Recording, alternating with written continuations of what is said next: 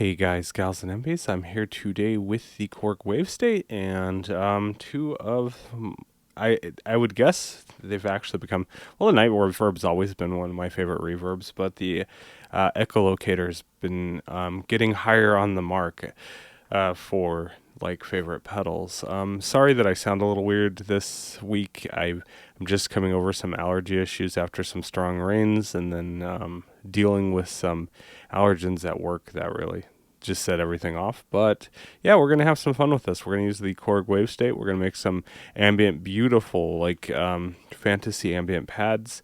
I believe that the Wavestate, any of the Wavestates, the only difference that makes any of the Wavestates different these days and age are the basically the polyphony. This has the most polyphony out of them. This and the Wavestate SE, I believe, are 120 voices of polyphony. You can get away with this practically on any of the Wavestates. We're not going to use the internal effects because I have some really nice external ones, but I mean, if you want to play around with what I'm demoing here, this is kind of just like a jumping off point of the cool things you can do and why it's still one of my favorite ambient synths. One thing I will say that I just recently put my Polybrute up for sale. I just don't have the room for it anymore. It was my favorite analog synth, but as analog synths go, I don't think I'm a big analog synth fan anymore. Well, subtractive synths are fine, obviously, and emulations of analog synths. I'm more of a fan of the multi-poly than I am of the Polybrute anymore.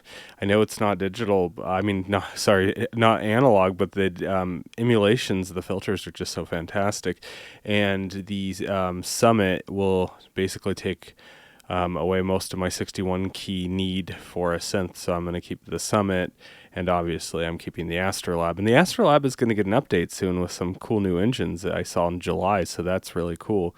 And that'll be basically my retro synth. So yes, it's digital, but it has a lot of cool emulations of synths I like. So yeah, that said, let's just get into this. So I have an init patch here. Off screen I have my launch key. Mark IV. And we're going to use the wave sequencing, one of the best features of a synth ever. And it's actually pretty easy and accessible to use. So by default in an init patch, it goes from a sine into a saw. We can see that really easy. So this is an init patch. Obviously, I think I've shown this in a video. You can go over here and choose wave sequencing, or you can just turn this into single multi-sample, and then it becomes just a single multi-sample rompler.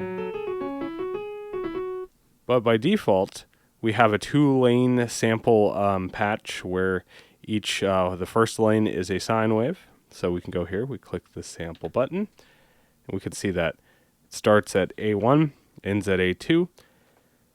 And if we go into the sampling section, which is page 2, right here, so sine wave JP, I'm guessing that's a Jupiter sine wave from a Jupiter 8. Just assuming. Does the Jupiter 8 have sine waves? I think it did. And then we have the saw from the Chroma, which would be the Rhodes Chroma, which I believe was developed by ARP and not Rhodes, but they took over the rights at one point. So what happens here if we're in the sequencing lanes, and if I get out of the sample menu, you can see down here how it does the sine wave first, and then it goes into the saw. Okay, that doesn't sound great on paper, but you can make that any sample you want, and you can slow down or speed up the transitions and make them smooth and things like that. That's what we're going to play with.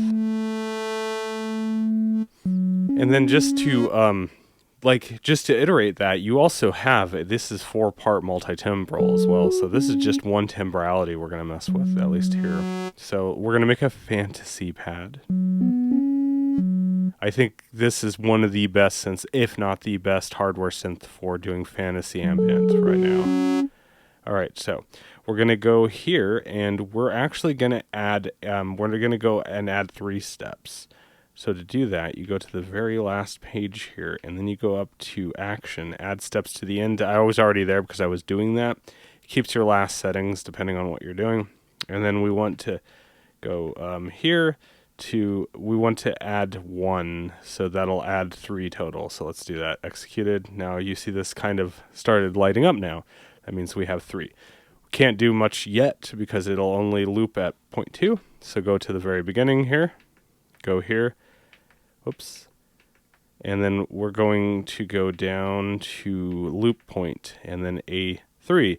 Okay, so by default, let's just say we didn't do anything. It'll still go to 2 even though 3 are active.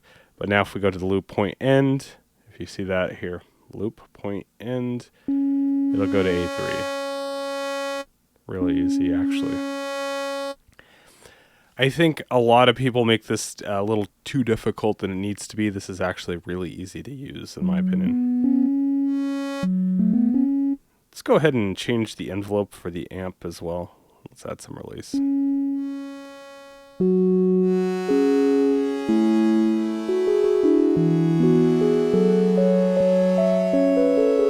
Okay, we have some release. Let's go back to the sample lanes here. And what we want to do is go to the actual, where it says MS right there, which stands for multi-sample.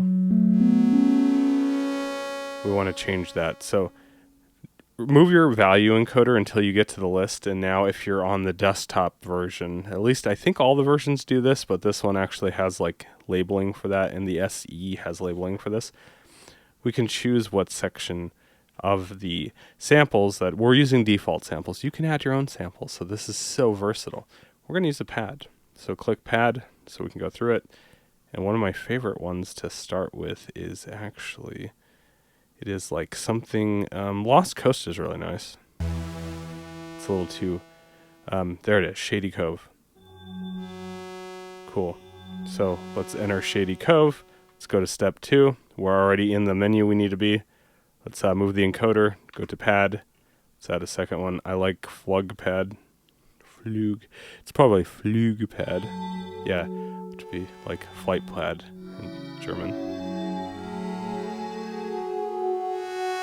So it goes through that as long as we hold a note down, and then it goes into that Sagen. All right. Press enter. Go into the third one, and let's do something interesting there. Pad. Let's go to new Ana pad is pretty cool. That's a new analog pad, I think. Or animated? No, it's an analog. Yeah, it's a little too simple. Safe place? Oh, that's gorgeous. Pianos in Clouds is really cool. It's supposed to have a short, attack, but if you put a long attack on it, it sounds really weird. Interstellar is nice. Crescent is nice too.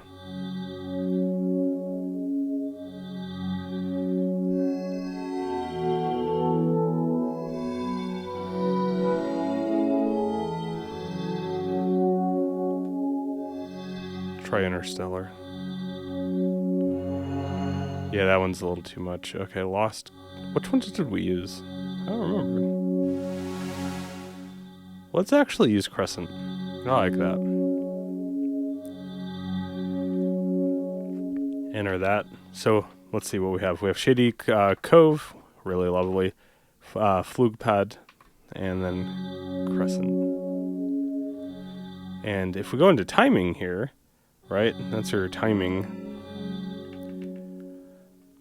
We only have, it's only set, okay, so, yeah, timing is a little weird, but what we can do now is we can actually set the speed modifier down, so watch. So now it takes forever.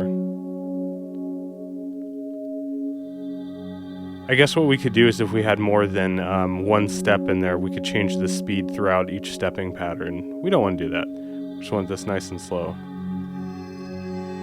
So 0.37 is really nice. So if I were to add like another step, this only literally has one step in it that's active. So it is now setting the entire sequence to be 0.37 of the original speed. So think of it as a decimal point, it would be 37% of our original speed. Okay, so let's go to our amp. Let's add a little more release.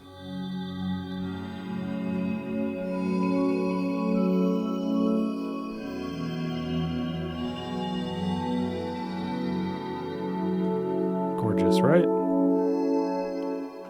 let's go ahead and mess with the filter. So the filters are really nice on this. Not as nice as the multi-poly, but I do like the MS-20 low-pass filter on here.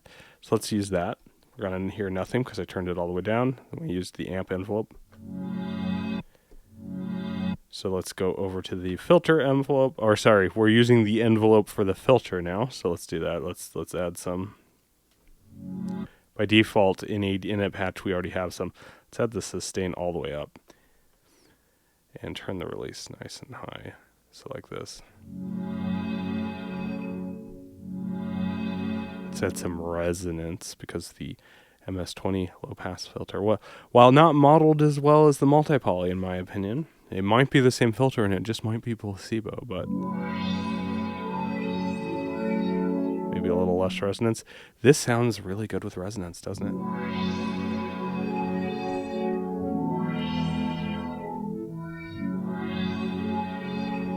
Let's make a little longer attack.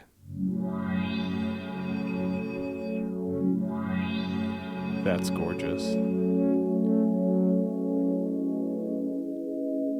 God, that's gorgeous. And that's with no effects. We already have a stereo spread because most of those multi-samples are stereo. All right, let's add what makes this is gonna have some 90s charm to it. Just listen to this once we add the effects. It already has 90s very digital glossy pad sounds. Like we're just talking like I would say like Enigma / Deep Forest vibes. But more fantasy-esque. So yeah, just like I've complained to on the echolocator before, there's no bypass switch, so I obviously have a tap switch plugged in for the bypass. So if you see this go out of bypass, that's what I'm doing. It's not magic. It's not like I have like some wireless control over it or, you know. So I am going to unbypass it. This says I'm on a preset. I'm absolutely not. Follow the controls that I kind of have here. I'm sorry for the resolution of the image. It's hard to capture this. I need to move some of my camera equipment around to capture a large setup like this. But the echolocator and the night verb aren't the star of the show. They just add to it. You can use whatever delay and reverb you want in this case. But I think this, since this has a little bit of pitch shifting, is going to sound nice by here. So this has ping pong spread, quite a bit of feedback and some filtering, and it's going to be gorgeous.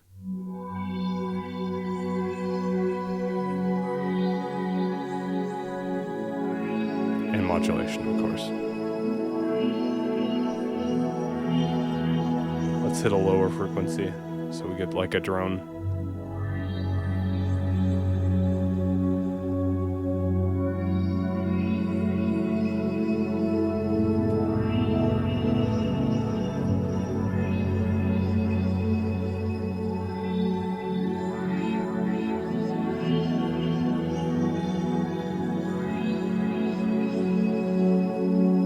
Gorgeous, right? That's with the pitch shifting. Okay, that's with the delay off. Delay on with pitch shifting. I'll turn the shimmer off. But that added shimmer, because the shimmer actually sounds really good on this. Like I said, I'm taking back what I said initially in my review of the echolocator.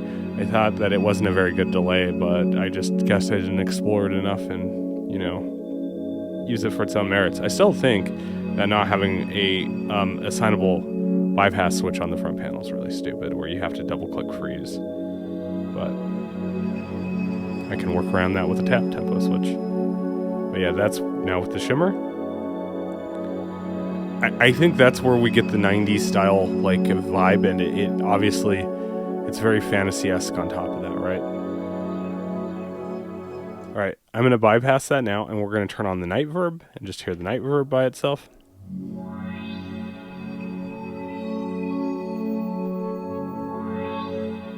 Make sure we have a little more here, a little more size.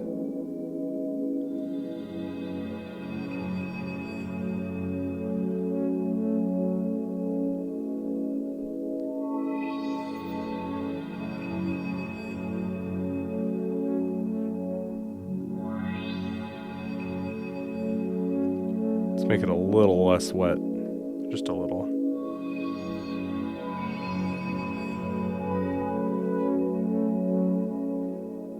Gorgeous. All right, so now let's add the echolocator together. Now this is gonna just blow your mind.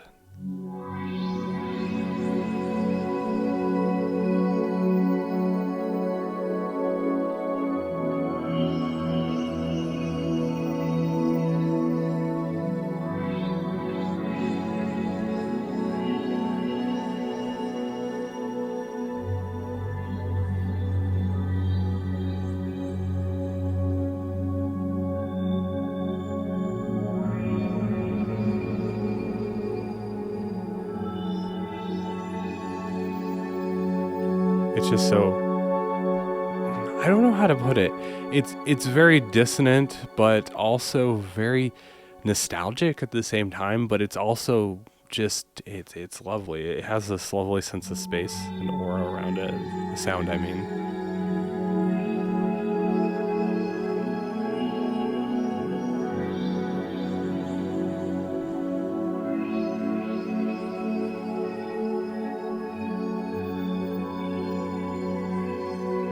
It makes a absolutely beautiful loop, since one of the albums I'm working on is D&D background music, obviously.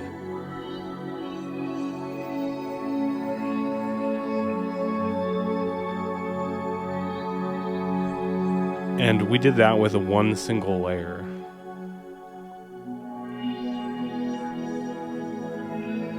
And the other thing I forgot to mention, you're not limited to using the hardware here, which Wavestates go pretty cheap used. I would highly recommend you get the hardware instead of the VST version of it, since you can get them really damn cheap, especially a first revision keyboard version. They go for, I think they go for around $300-400, which is almost, I don't know what the VST costs, but it's something that you can keep around. Even if the software support diminishes, then you always have it. And the editor, you can figure out how to make work, without, there's no DRM on the editor, I should say. I believe that the VST has DRM. I mean, I could be wrong on that, but I would assume they do.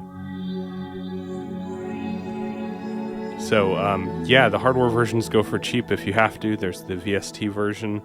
You can just do so much with it. And it's conveniently small, unlike my Polybrute.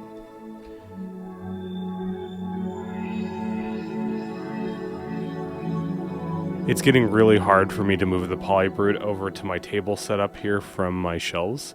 So that's another major reason, besides the space it takes, that I'm getting rid of it.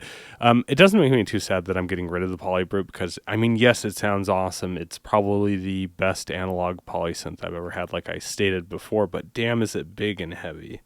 And it takes like a good half hour to warm up to be fully stable because it has so many electronics. The reason the Polybrute is so damn big is because of the supporting electronics in it.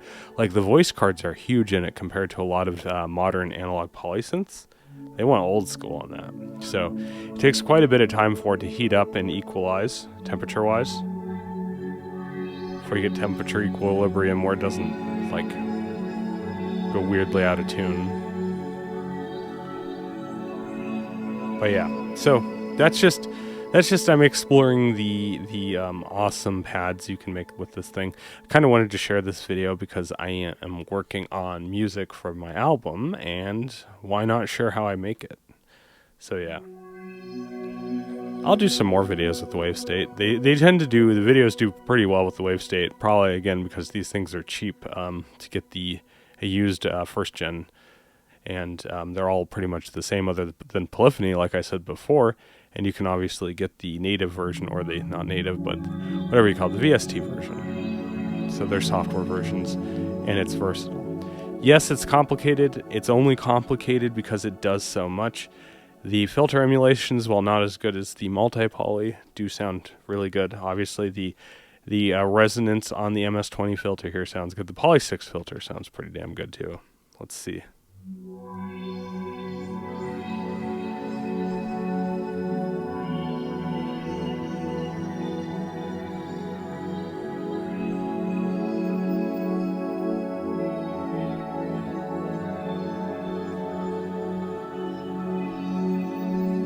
So yeah, gorgeous, right? And We basically just touched the top of what you can do. You could set pitch. You could have the pitch change per, like, you know, step and things like that. I've done that before. Maybe in a future video we'll go into that. And then you could even add multiple layers. We're, like I said, we're on one layer. This is just, this synth always gets me so giddy with how much you can do with it. And then it has a joystick, which you can just manually control this stuff.